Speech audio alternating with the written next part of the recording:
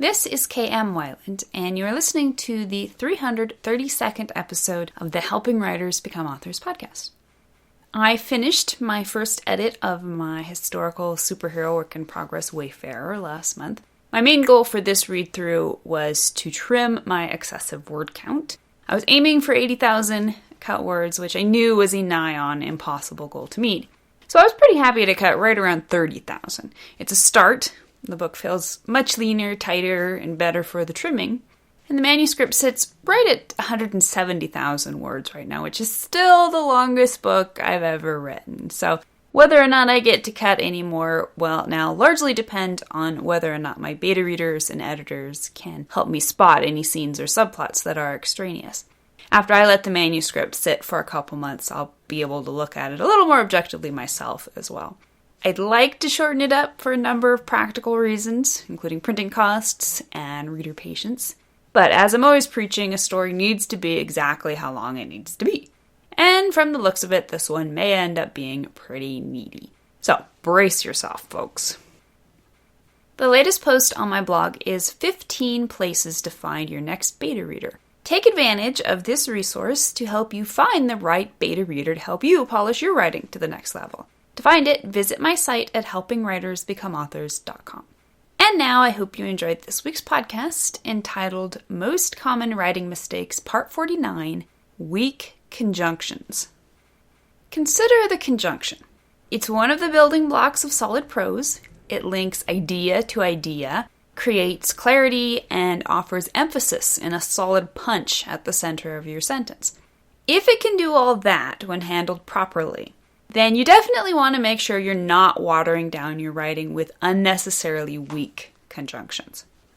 After last month's installment of the Most Common Writing Mistakes, Denise Walker on Twitter DM'd me with the question, do you have a blog post regarding sentences using the word as? I'm struggling with reworking sentence structure to abolish as.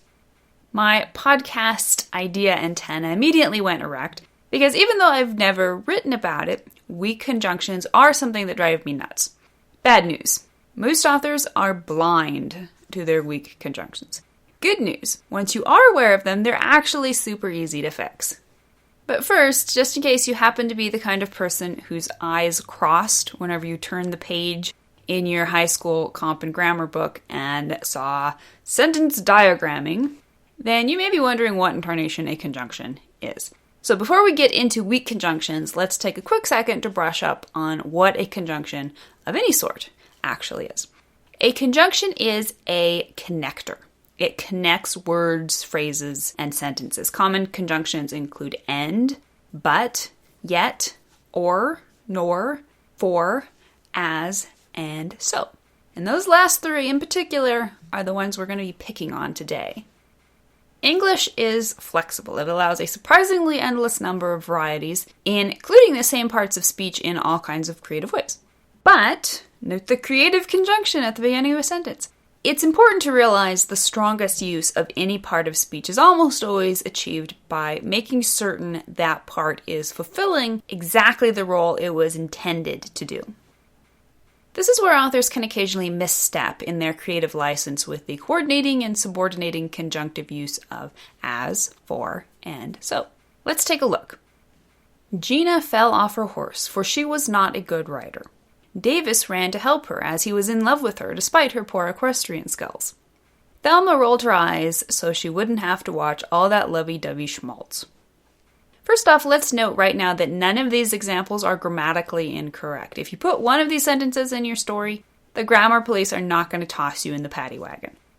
The question here isn't one of right or wrong. Instead, the question every responsible writer should be asking here is, can we make these conjunctions more effective? The answer is yes.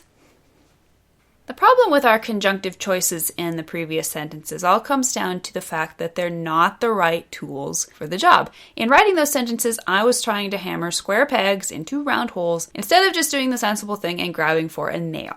So let's try this again. Let's start by replacing the weak conjunction for.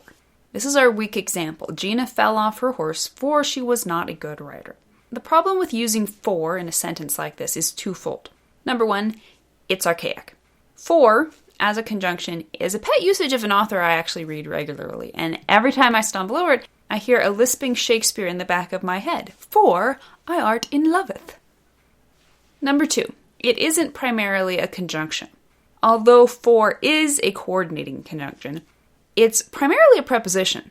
As a matter of fact, for can be used as a preposition in 21 different ways. It's only once you get down to that lonely and last 22nd definition that you find the provisional conjunctive usage. As such, it usually isn't going to be as intuitive and powerful for readers as that heartier and more obvious presenter of rationale because. So here's our stronger alternative. Gina fell off her horse because she was not a good writer. Alright, so let's replace the weak conjunction as. Here's our weak example. Davis ran to help her as he was in love with her, despite her poor equestrian skills. Unlike for, as is exclusively a conjunction in all its 8 definitions. Among other things, as can indicate both causal effect, as in our example sentence, or something that is happening simultaneously. Of the two, the latter is the more prominent use. Some might even argue that the use of a causal as is also growing archaic. Either way, because is usually a stronger choice for indicating reason and motive. So a stronger version of our original sentence might be, Davis ran to help her because he was in love with her despite her poor equestrian skills. Finally, let's replace the weak conjunction so. Our original weak example was, Thelma rolled her eyes so she wouldn't have to watch all that lovey-dovey schmaltz.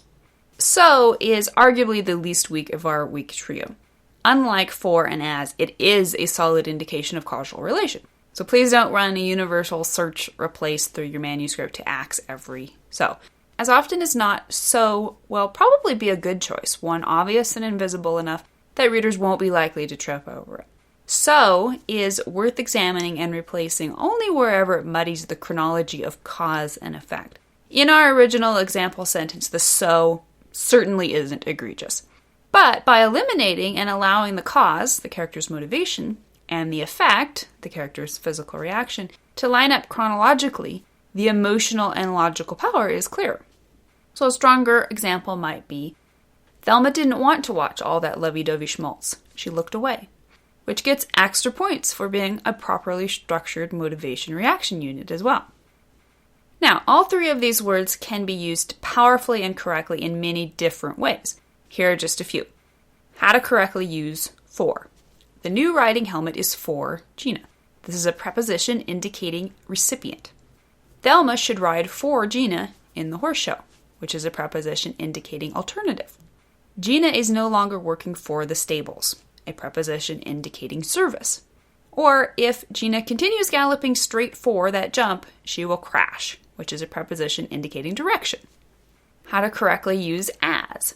Davis covered his eyes as Gina competes in the ring. Conjunction indicating something simultaneous.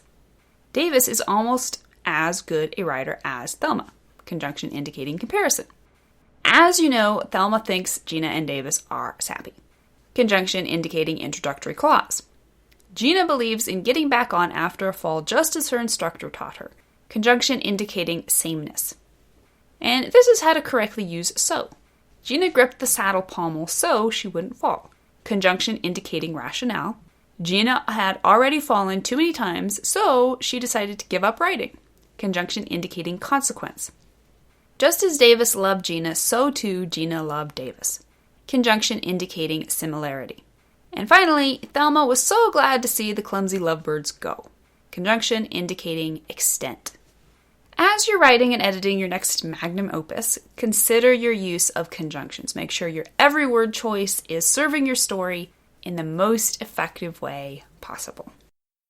Thank you for listening to the Wordplay Podcast. To read a transcript of this episode, you can visit my website at helpingwritersbecomeauthors.com. And be sure to check back again next week.